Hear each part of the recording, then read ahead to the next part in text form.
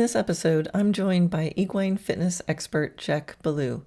We talk about how to bring a horse back into foundational fitness after a break. You'll get lots of valuable information that you can use. Everyone is going to need this information at some point in their journey. So here we go, episode 150, Equine Fitness with Jec Ballou. Hi, I'm Karen Rohlf, and welcome to Horse Training in Harmony. This podcast is about you making progress with your horse in a way that you both can love. It's about learning how to move and be in harmony. Because yes, you really can develop a horse to be both athletic and happy. When we show up as our best selves for our horses will show up for us. So, let's get started. Jec Ballou's business is called Jec Ballou Equine Fitness and Performance. She's a horse trainer and a top-selling author of multiple books that have become pillars of the horse industries, such as 101 Dressage Exercises for Horse and Rider. Combining expertise in equine exercise physiology and classical dressage, her methods lead riders to measurable success by relying on simple, straightforward instructions, focusing on proper biomechanics and athleticism. Jec says, "I feel like I'm at the beginning of my learning journey with horses. They mesmerize, reward, and challenge me daily. On this journey so far, I've written 5 books relating to equine fitness and exercise, studied extensively abroad, and immersed myself in the task of helping horses move with more ease, comfort, and efficiency." She says, "I'm a shy Vermonter who ended up in California and fell in love with pushing boundaries in the mountains through long trail runs, mountain biking, and high-altitude adventures." Now, I've been wanting to have Jec on the pod for a while because on the live Q&A calls for my courses, I often get asked about how to bring a horse back into fitness after having a break.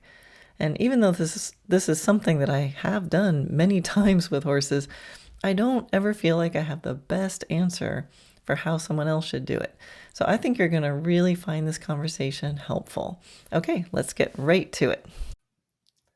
All right, welcome, Jec. Thank you so much for joining me on my podcast. It's such an honor. I'm going to try to not be intimidated. No, it's a real privilege. I'm a subscriber to your podcast, so big fan. Oh, cool. We met very briefly years ago when you stopped by a clinic that I was doing in California. I think our mutual friend David Lichman had somehow told you I was there and, let me know you were coming. And I remember, first of all, not getting to talk to you nearly as much as I wanted to because I was in clinic overwhelm mode. But I do remember that the clinic was up in the redwoods on top of a hill, and you showed up on your bike. Oh, You yeah, had ridden that's your right. bike, and I'm thinking, okay, yeah, this chick knows a thing or two about fitness. So I know, you're into your own personal fitness and equine fitness and dressage training, classical dressage training. So can you share a little bit about your journey of how you ended up doing what you do now, which seems like this beautiful blend of your passions, but which came first? How did that evolve? Oh, well, I've always been into acknowledging the importance of the role of fitness in horses from the time I was a little kid. I didn't recognize that's what it was, but as a kid, my parents were trainers in Vermont. My dad still is. He's a carriage driving trainer. Um, and that's how they made their living. They were hippie homesteaders and they trained some horses and they bred Morgans and they had a farm. And I was really into competitive trail riding and had some really great mentors. And as a little kid, I was always conditioning my horses for the trail events, but I was also really aware of how their bodies might be feeling and in my little 10-year-old way trying to massage out their sore spots and watching them move around the field and trying to decide if they looked stiff or tired from my last workout. Just kind of putting the pieces together a little bit like that. And then I went off and led life and kind of followed a dressage career, and to be honest, I did things really, really different. I think I did things the way I thought I was supposed to as a young dressage trainer, and then had the good fortune of meeting Manolo Mendez, and that's when all of my interests from early childhood came back, and it was like, no, how comfortable the horse's body is. Like that is everything. We can't forget that. And that was sort of coinciding with me discovering long distance trail running and mountain biking and things for myself, which is, I think, really healthy because I let myself be my own guinea pig on some of these things instead of, taking out my ideas on my horses first. Um, but it also gives me a great appreciation, it gives me a really good appreciation for what like, especially just the consistency that goes into, and all the little parts, the stretching and the hydration and all that stuff matters so much for any body, horses or humans. So, that was, a little bit wandering all over the place, but I'm glad you mentioned our mutual friend, David Lichman. I haven't seen him in years at this point, but, he actually, I think we sort of met before that clinic in the Redwoods. He had said early on, I was having this dressage crisis. I was like, maybe I'm not a dressage rider because I don't identify anymore. And he said, you should meet my friend Karen Rohlf. And that was years before you came out here to do a clinic. And maybe you Okay. were giving a demo or something and you didn't have time to actually formally meet, but it did leave an impression. I was like, Okay. wait a minute, she's doing something I recognize as dressage. Like that's, yeah, that's something I can get behind. So anyway, yeah. Yeah, David is the great connector. Shout out to David Lichman. He's just has such a big heart, and he's so good at meeting people and knowing who needs to connect. So I'm always appreciative because otherwise I just sit here all by myself at home and talk Yeah. to the computer. Yeah, and it's interesting you mentioned Manolo Mendez. That's somebody who's been on my radar also for a while, and I just recently had an opportunity to go watch a clinic of his, a week long Mm, clinic out in Texas, and I was just like, I'm going. I have time on the calendar, and I gotta, because everything I've seen him put out was just so beautiful, and it was such a pleasure to meet him and see him work and see the absolutely high regard for the horse and the horse's mm, comfort and happiness, and to see someone who's so effective and so light, and just all the body work knowledge that he has. So that's interesting. I can see yeah. why you would have a nice connection with him too. So that's so interesting. Yeah. I'm just a little slower to figure that one out. But yeah, Uh, I think so many days, Jack, I feel like I'm doing dressage wrong. And through my evolution, it's like you have this picture and then you're trying to do your thing and then you have the horse in front of you. And actually, I think anybody who thinks that at some point or regularly, like, oh my gosh, I must be doing it wrong, I think is doing the right thing, because it means we're questioning and we're mm, looking at what's in front of us and we're seeing the horse and we're going, wait a minute, this isn't working. What else could I do? What am I missing? And so many problems of horses come from someone going, I know the right way it's supposed to happen and it just has to happen mhm. this way. I think a lot of horses have suffered from that. So anyway, you're Yeah. I think you're doing all right if you're questioning what you're doing. Well, thanks. Yeah, and one of the, since that meeting, you've been on my radar, but it's, we get busy and we're like, oh yeah, Jack, Mhm. she's awesome, and I see your books out there. You've written so many super helpful books, and then going on Facebook, I came across this book of yours. I'm not sure when you put it out, but it was the Horse Fitness Schedule, and and this is, in my courses, there's question and answer, and this is a question that I get so much from people, is like, my horse is just coming back from an injury or he's really out of shape. What do I do? Um, and then I was like, oh, you get Jec's book. That's what you do. Because I never felt like I could answer the question quite, appropriately or well enough for someone to really gain from it. I think I do it by feel. And then Hmm. here's this book that's like, week 1, here's what you do. Week 2, here's what you do Monday, Tuesday, Wednesday, Thursday, and Friday. Yeah, so I was just so grateful to come across this, and I'd love, yeah, for you just to talk a little bit about that. And I know I just jumped right in. I actually am Yeah. thinking I wasn't sure if you finished your story that I interrupted, and now I've gone on to Yeah. that. No, Um, I'd be happy to jump right in because in many years ago I wrote the book Equine Fitness, and I felt like that was an important book. I was kind of shocked that aside from veterinary information, that there wasn't just well, and Dr. Hilary Clayton has a wonderful book from the early 90s called Conditioning Sport Horses, but it is pretty clinical. I mean, it's a serious read, let's put it that way. yeah, And aside from that, I was surprised that there wasn't a book on just like how do I help my horse become a little bit more fit? And so I wrote that book, Equine yeah, Fitness.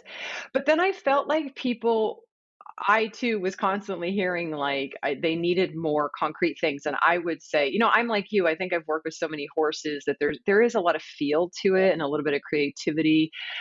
But the average amateur might only just have one horse. They might not have that same approach, and they were kind of looking for something that was a little bit more like a recipe. And I would say, you don't just like tick the boxes in horse training. It's not formulaic. But then I started to really sit down and think about like conditioning training concepts. And I thought, well, enough of them are formulaic that I could create a roadmap for people for whom that would be helpful. For people who really want to be told, like, just do this day, just do this the next day. There's room within the schedule for creativity and to add your own sort of yeah, experience.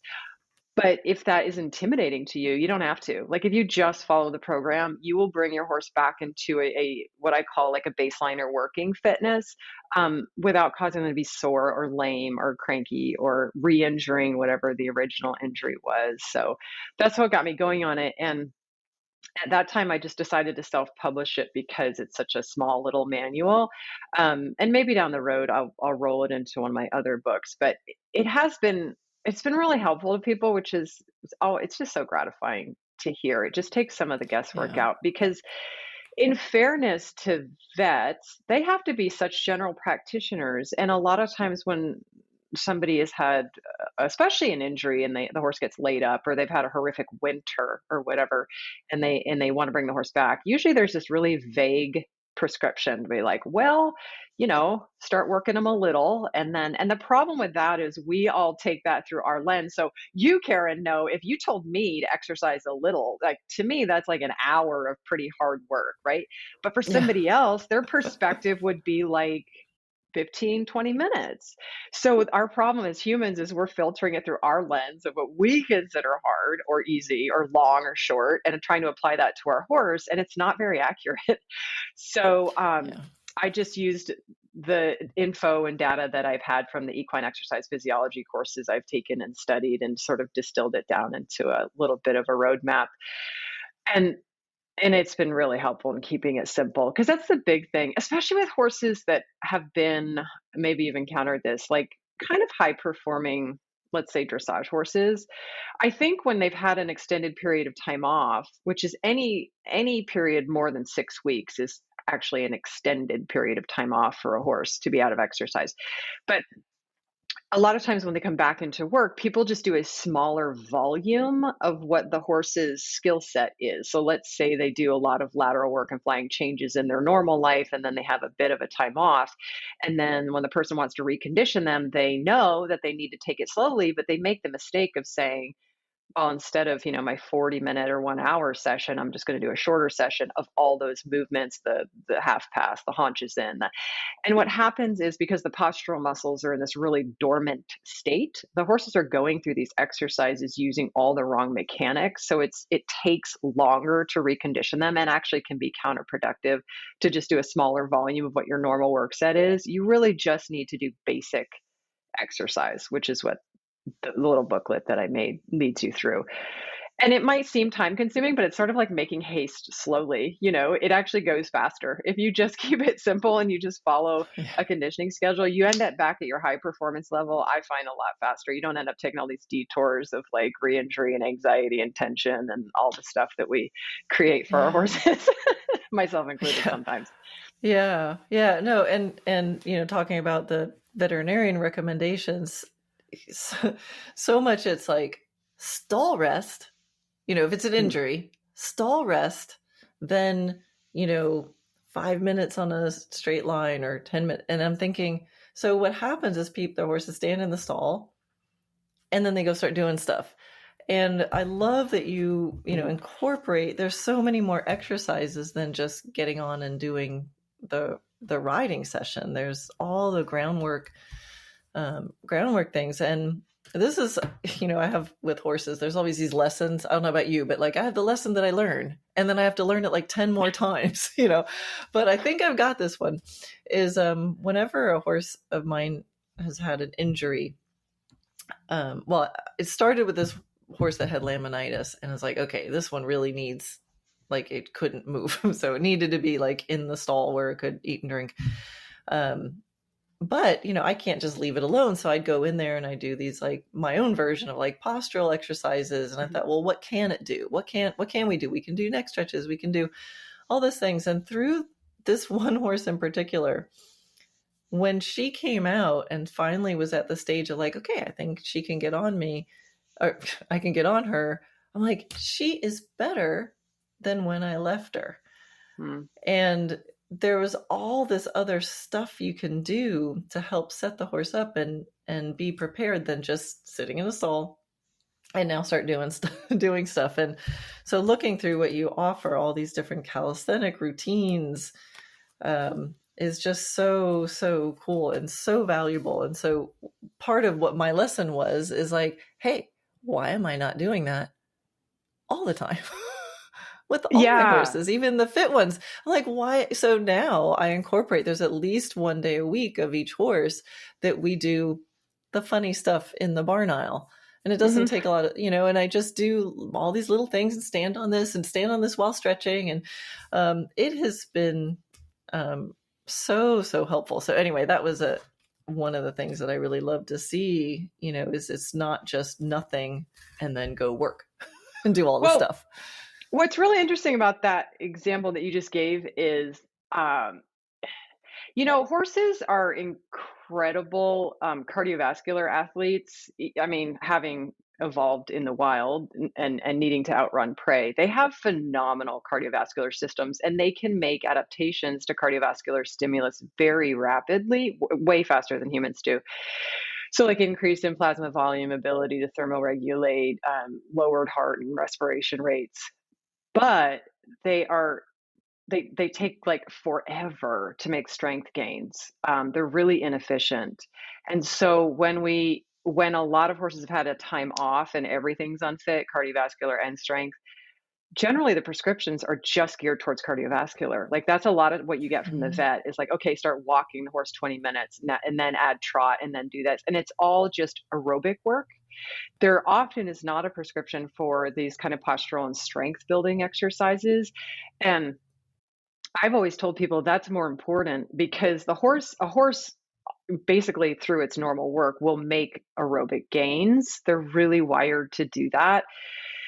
So you don't want to overbuild their aerobic engine if the body of the car is still like falling apart and the hubcaps Mm. are flying off, right? You really want to think about building the body of the car because that's what takes long. I mean, even if you're doing everything right, it takes at least 6 weeks of consistent exercise stimulus to make enlargement in the muscle fibers. There's no way to get around physiology.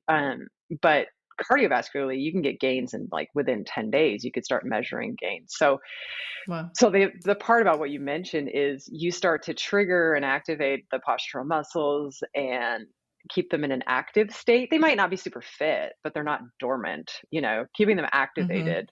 And I really believe, I don't know about you, but well, you're like in the hub of things in Florida. I really believe like 5, 10 years from now, the horse world's gonna look totally different. Like I think there's gonna be full on physical therapists and physical therapy that we understand I mean, just how human medicine has evolved. You used to get a knee surgery and then lay around, right? Now they're like, oh, it's been 2 hours. Let's get you up and start doing some mobility exercises. So I think we're really going to shift in the horse world. I'm excited to see it. I hope so. I mean, I hope the horse world gets smarter as as it goes. I think maybe for me, just with age, because I've always been like fit and healthy, and and like expect everybody else to be like, wait, now I'm like, oh, I have some back pain, and I go to a physical therapist just for maintenance because my pelvis is Hmm. so out of whack, and so I'm, like you said, experiencing the power of a very specific small exercise done well, which feels like, for me, I'm like, this is nothing. Like, give me some weights, I'm like, oh, this is huge. And then, Hmm. then you can transfer that onto the horses of like, why am I doing this funny little thing? Oh, because it actually is meaningful and it's turning on the right muscles that are going to help it. So that's interesting to know about the difference between the aerobic capacity and the strength Hmm. capacity. Yeah. Yeah. Are there are there general, well, I guess, what are the biggest mistakes that you see people making? And maybe this might be one answer or two of like in just generally getting their horses fit or coming back from an injury. Maybe it's the same, maybe it's different. I don't know. What are some biggest mistakes you see people So making? some of the common things I see are so like coming back for injury. So let's use that one because that one's really interesting. I mean, and again, it's pretty dependent on what the injury was, but we'll say that the horses had a sizable amount of time off, and probably there was some stall rest involved.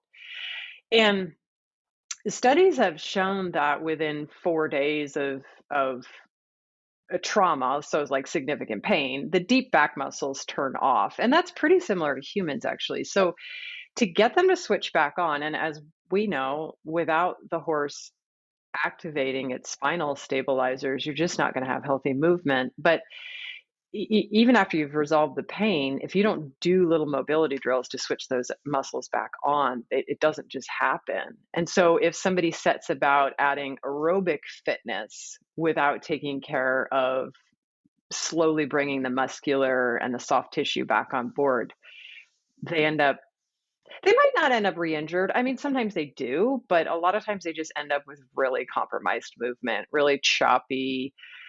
The horse is just a shadow of what it maybe used to be if it's a real, high performer.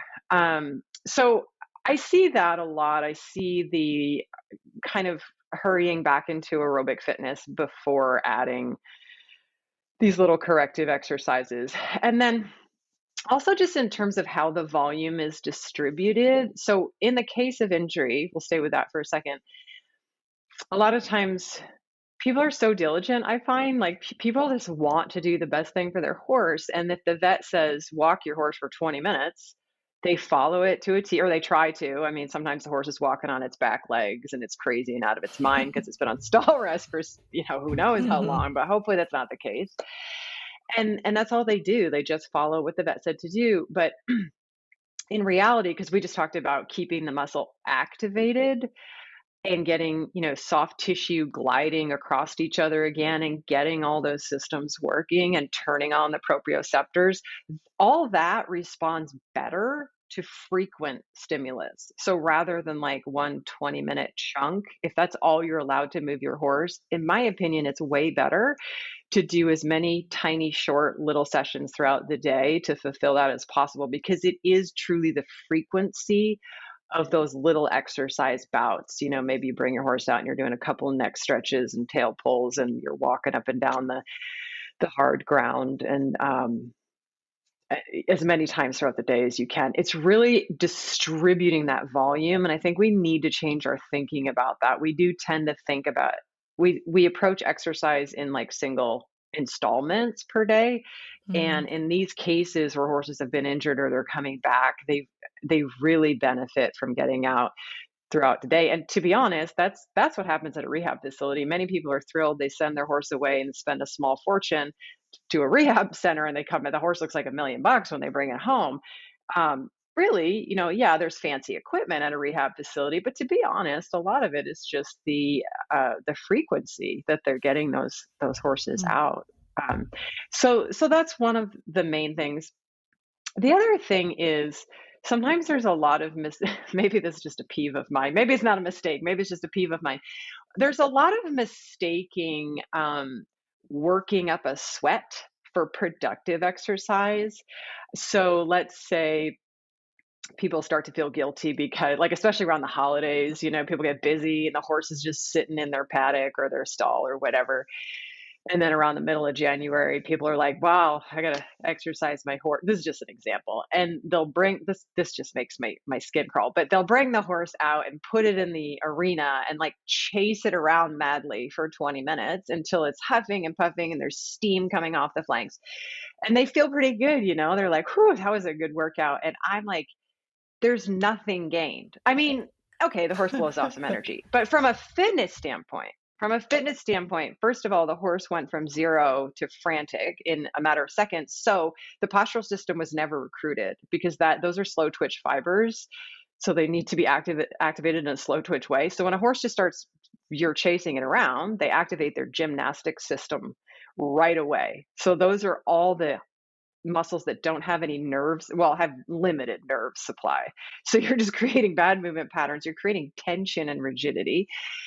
The proprioceptors switch off because those are in the deep muscles surrounding joints. So those are not activated. So sometimes there's this confusing working up a sweat for exercise. And I caution people away from that. It would be far more productive to just tie on your sneakers and walk your horse really briskly for 40 minutes. You're going to, in terms of fitness, you're going to get more out of that than chasing them around and having them spin and whirl and whatnot. So that's something I see frequently as well.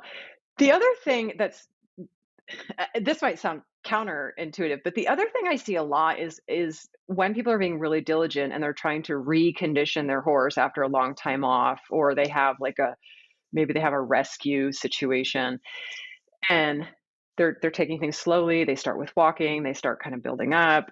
There does become a time where then you need to add in some pretty hard workouts. So after you've laid the groundwork, like let's say you've worked through a 8+ weeks of very gradual conditioning, if you don't then start to do a hard workout, so hard could be really intense but short, or it could be a long but sort of mild effort workout. If you don't start interjecting those into like every 10-day cycle, the horse will actually start to detrain. And we're the same. So you need that novel stimulus, but you also need hard effort, like hard muscular contractions to keep the connection between the nervous system and the muscles. So it really keeps those synapses fired up.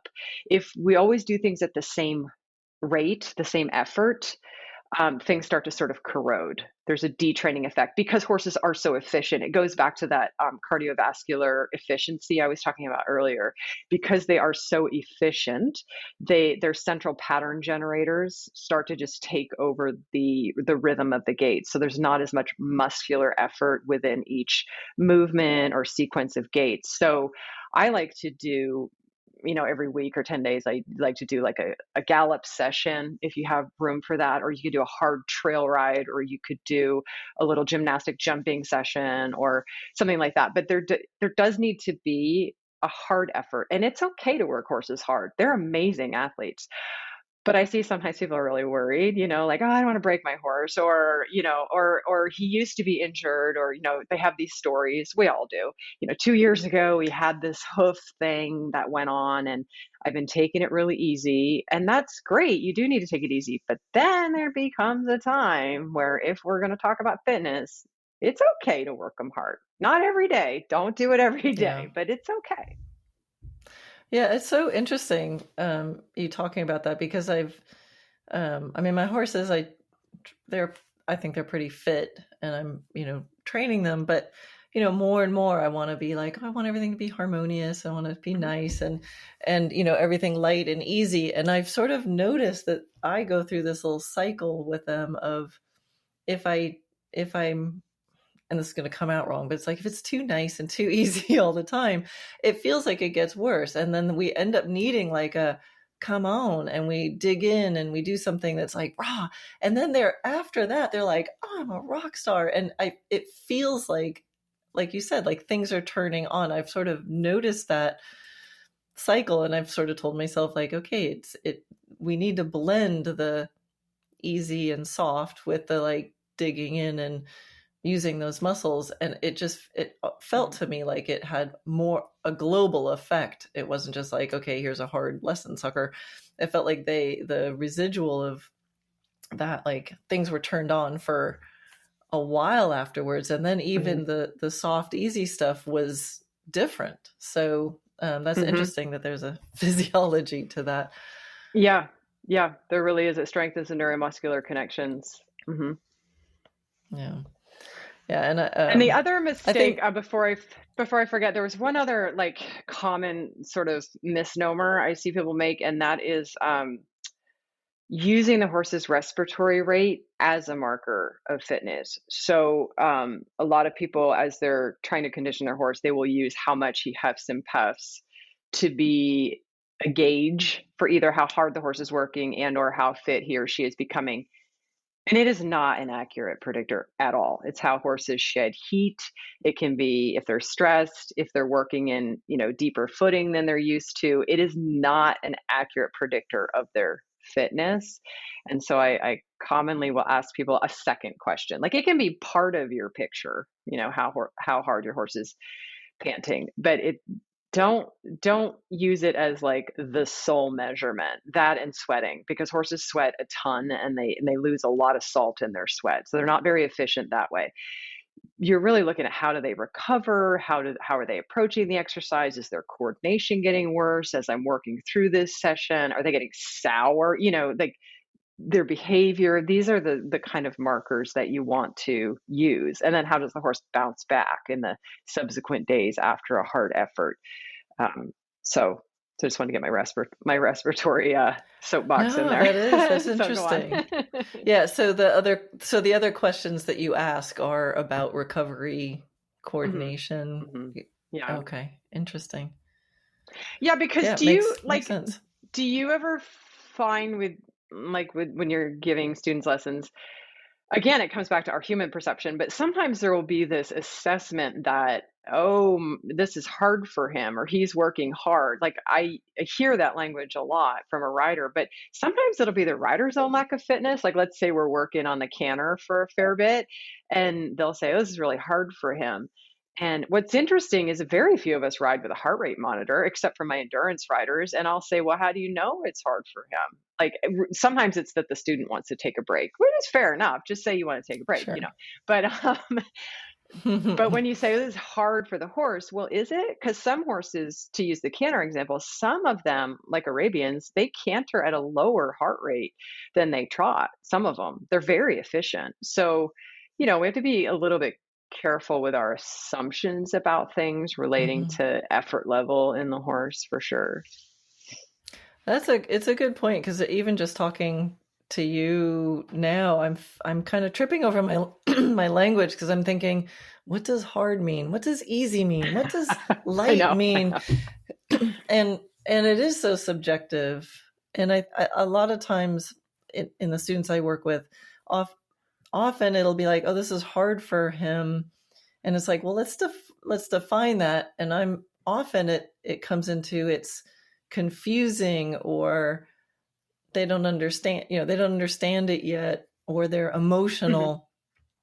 It's not often that it actually feels like a fitness issue, although I have run into horses that really were out of shape, but they can often do something, they just can't do it a long time. But there's a lot of stuff that you can do at the walk and stuff. But yeah, so I have this little quote, like if people are wondering, should I be doing this? I'll say, well, is it, is what you're asking fair, reasonable, and possible? And that's my little guideline. And sometimes we'll stop and go, actually, it's not fair, because they don't understand, or they're, emotional. But then if they say, well, yeah, it is fair, reasonable, and possible, it's like, all right, let's do it then. Let's keep going. But that's a little guideline. But I think as a way to measure, I think that's really good to say. It's not just the respiration. It's not just the sweating, because you can have a fit horse break into a sweat Hmm. from emotions, but they're not Yeah. unfit. Yeah, absolutely. Or in really humid places like where you are, there's just a Yeah. lot of cooling that has to happen.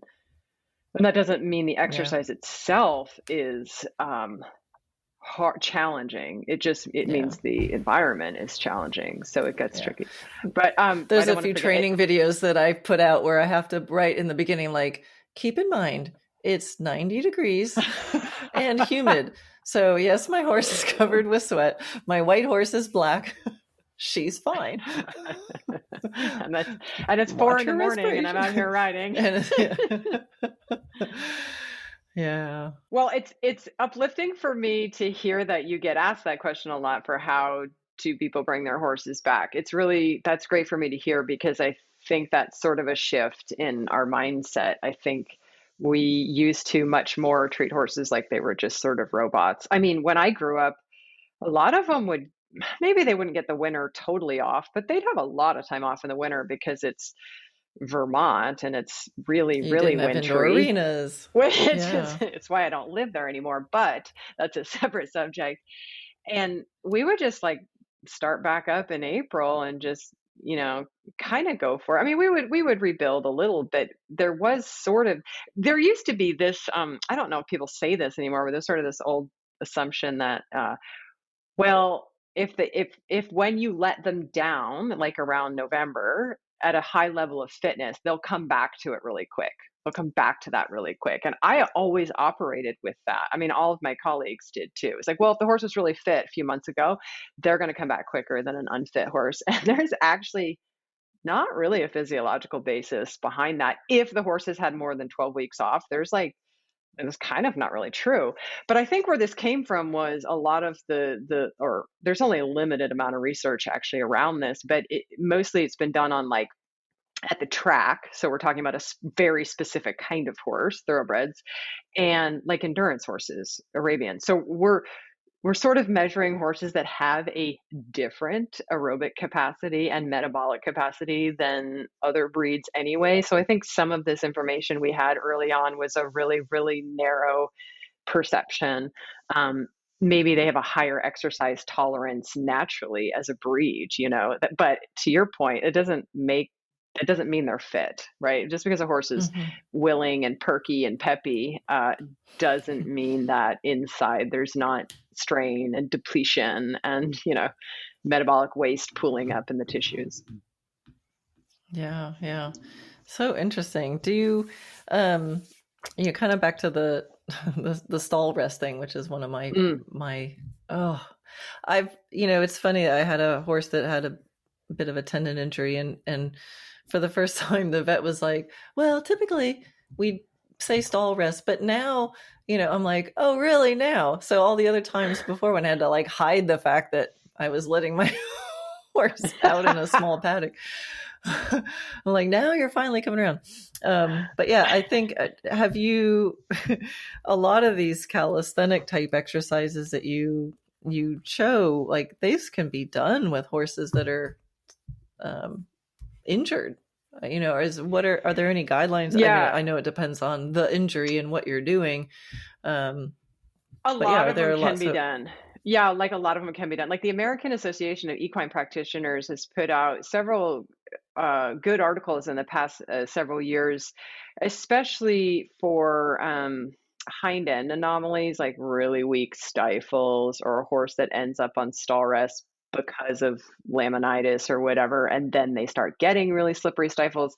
They've put out a lot of good stationary kind of exercises. So your classic tail pulls and then sideways tail pulls and asking the horse to stabilize his body as you press in certain areas. And again, they all can be done in a stall when the horse is not moving. And if people are really diligent about doing those maneuvers, then when it comes time for your horse when they're cleared to do the controlled exercise, the hand walking and all of that, then things can progress a lot more seamlessly. Like a lot of times, what I've seen is that instead of doing the hand walking, they're cleared to do walking with a rider on them as soon as they can, get out of the stall and start moving around and things like that. So again, I get that these exercises seem really silly. I'll be the first one to tell you that. But I also know from being an athlete myself that doing the little mobility drills that I do to keep myself in form and pain-free to run, like they seem ridiculous. I'll be the first one to tell you, and they work. I'm not going to like Yeah. when I don't do them, I'm like, "Oh man, I think I need a hip replacement." And when I do the exercises, I feel awesome. Yeah. So, Yeah. And I like them. I mean, my horses seem to enjoy them, and especially ones that are for whatever reason, injured or not in work. Um, sometimes I'll go do night check. It's like you have the one horse who's in the stall, because he's injured, and mhm, at night, and he's, I'll be out there for an hour. My husband's like, "What are you doing out there?" I'm like, "Well, we're doing our little things," and it's enrichment. Right. It gives them something to think about. It gives a little partnership mhm. time where you're just delivering things that are sort of end up making them feel good. And I've always felt like my relationship with the horse improves from doing these little things. It helps me slow down and feel Yeah. my horse differently, and all that stuff has such a huge value. And when it's the day of the week where it's my even the ones who are riding and fit right now, and I'll get out the little stability mat, and they're like fighting over who gets to be on the mat, and they're one of them, I just point and he does his little neck stretches, and I love it's it. they I love yeah, it. it's and the one I put them so she's up a little higher in front, and they seem to really really enjoy it. The tail pull, and she'll just goes into the zone. um so I think it has a value, the exercise itself, but the relationship value. And I think just slowing the human down and feeling their horse has a huge value. Yeah, I'm really happy to hear you say that because I've often thought that the kind of the secret hidden value of these conditioning plans is, especially for the unmounted corrective exercises, is I think most of us know and accept that there's a good balance to ride the horse. Like we want the horse to be round over its top line and really move correctly. But I also know there's a big learning curve for a lot of people to know how to do that to help their horse move better. And it can be confusing and hard and challenging and frustrating. But these are exercises that you can do to help the horse, use its body and feel comfortable and get in some of those postures that will benefit them under saddle. And I feel like the barrier to entry is really low. I feel like there's not this huge skill requirement, and you don't have to beat yourself up, be like, "Oh, I wish I were a better rider and be able to help my horse." And Right. and that's what's so fun about it is people are like, "Oh, I was backing my horse down the hill like you suggested, and I discovered that he gets really crooked with the right hind or something," which funny enough is something that I probably told them 7 times in a lesson, but they couldn't feel it or they couldn't correct or. Hmm. And so I'm like, that's so cool. Like you have this other way that you're able to kind of help the horse use his body or even observe it, just explore. And that's sort of like a side benefit in addition to giving the horse's body really positive stimulus. Yeah. I was playing with an exercise. I was stalking your YouTube channel. I'm like, let me look around, and came across this exercise where you back the horse up one diagonal pair and Hmm. then sort of swing back and forth, and the other diagonal pair stays put. And I'm like, ooh, this looks like cool. And it's very related to an upper level dressage movement that actually they took out of the test, but it used to be Hmm. halt, back up 4 steps, walk forward 4 steps, back up 4 steps. So I was playing with that, and I'm like, whoa, this takes so much feel and timing, and how interesting to watch what the horse does, especially with one pair compared to the other pair. I mean, I could get Hmm. lost in that little exercise. So I was really I glad love I it. poked around your, but yeah, so they're simple. But you're in a position, like you said, you don't have to feel it. You can look at it. Like, okay, those two legs stay on the ground, the other two legs move. And ideally at the same time. And so just, the communication, the understanding, the feel, the timing of when you switch. I mean, that's all very sophisticated stuff, but you can see it. Like, I didn't need you there to tell me, Karen, Right. that other leg is moving, where we need Yeah, that when we're right. riding.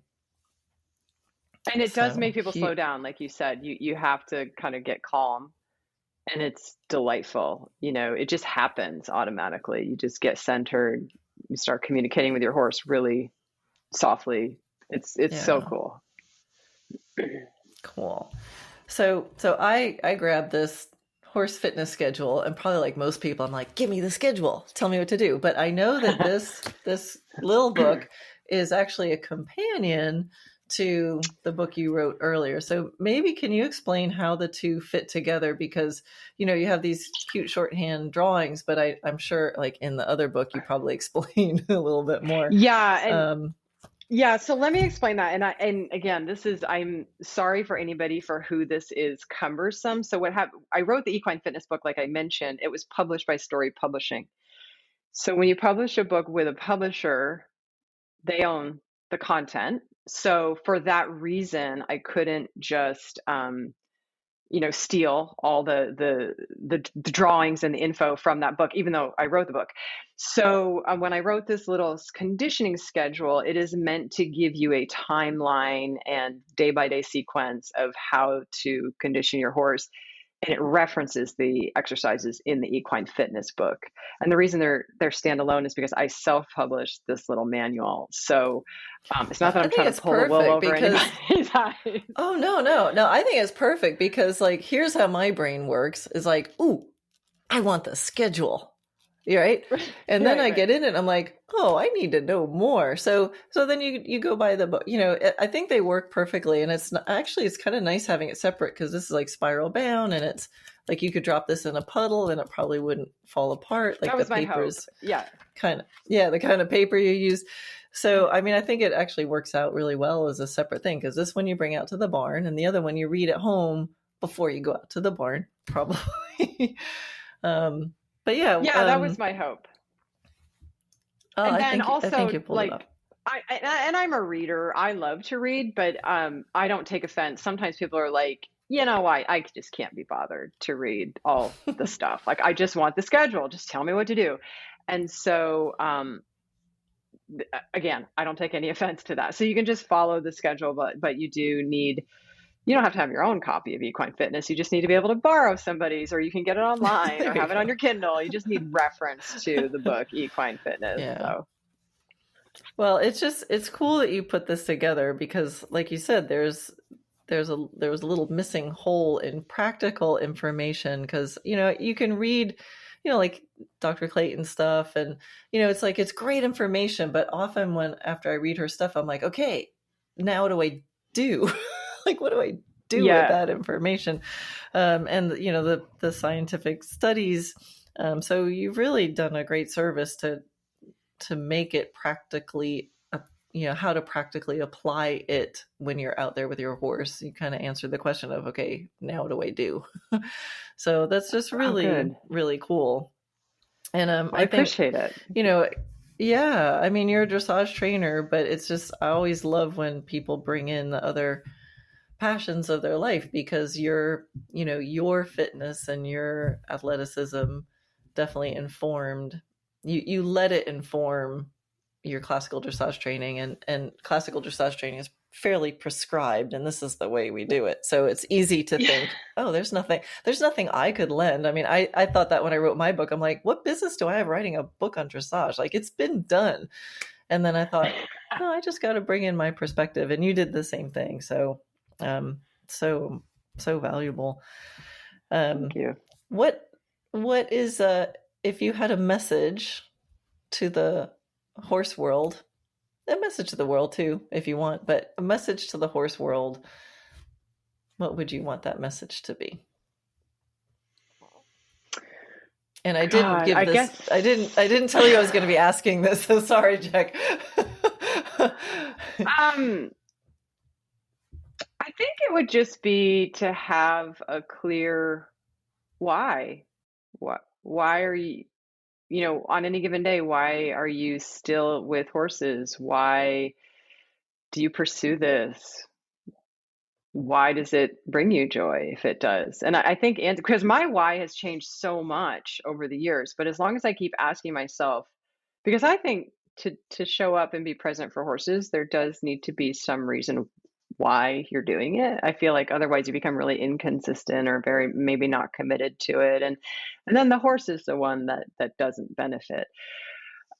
So for me, sometimes my why has been like, oh, I want to be a professional. At this stage, it's that I want to have fun and be a better person. And so those are really different whys, and they've evolved, and that's cool. But there's always a very clear why, because it's expensive and time consuming to have horses in our lives. And I think just kind of rooting down on why we're all still in it is really important. And it can mean all kinds of different things to different people. It doesn't have to mean what it means to your barn mates or your friends or what you read online. It can be your own thing. So that would be it for now. I love that answer. And it's just so interesting because I just recorded a podcast a couple podcasts ago um, about professionals and one of the calls to action at the end of that podcast is just, hey, like ask yourself, why did you get into horses in the first place, and why are you doing Oh, this? And wow. to ask, dare to ask a professional, hey, why'd you get into horses in the first place? Because it feels like a lot of horse professionals have not thought about that in a long time, and we do Yeah. have to evolve. My why has definitely changed, and I think when you know your why, it helps you know what does success look like on that day, right? Because my why used to be get to Grand Prix, Hmm. and like I'm still heading that direction, but my why now is much more similar to yours. I just want to be happy and have a fun time with my horses and feel like my horses are happy to see me the next day. That's a just totally different decisions will be made based on those two Yes. whys. And I Yes. think Yeah. there's a lot of pain if you're in your heart you're doing one thing but you haven't told yourself that yet, and you're still trying to measure to some other why that's a long time ago. So thank you so Yeah. much for Yeah. saying that. I love that. Oh, good. Oh, Good. it gives me hope for the horse world that there's more, especially Yeah, people, right. that have a voice like you. You're out there helping people, and that's so wonderful to remind people to think of their why. Oh, thank you. Thank you so much. Has there Oh, it's anything been that a I missed that pleasure. you're just bursting to say, or do you think we got this pretty good Uh, for the first round? I think we got it good. I just have, I'm grateful any chance I get to talk about this topic. So thank you. I'm very optimistic, or maybe hard-headed, but I'm optimistic that the horse world will continue to evolve and yes, horses are kind and they're amazingly athletic. That doesn't mean that they are performing without strain. Um, and if we take care of their bodies, the training can be a lot more straightforward and doesn't need to become as complicated. We don't need all the injections that people give their horses these days. I know that's an unpopular thing to say, but exercise is therapy and should be therapy. So if exercise is causing your horse to need therapy, there's something wrong.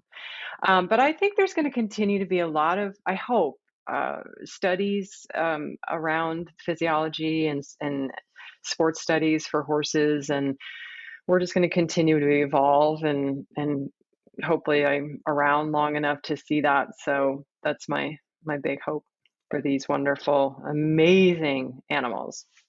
Beautifully said, Jec. Thank you so, so much. So, Jec, where can people find out more about you and all the things that you offer? The best place is my website. It's jecballou.com. And in recent years, I've started offering custom fitness plans for people, which has been so fun and rewarding. And that's where people can send a video and feedback and a vet report if that's relevant. And I send them a day by day 4-week program to follow with their horse. So that's my new jam, and I'm just loving it and having so much fun. So check it out. That sounds amazing. All right, cool. Thanks. I'd love to have you back on the pod again if you ever feel a desire to tell the world something, and just let me know, and I'll have you back on, and Okay. I'm sure I'll have questions for you again in the future. So thank you again for stopping by the pod. Thanks for having me.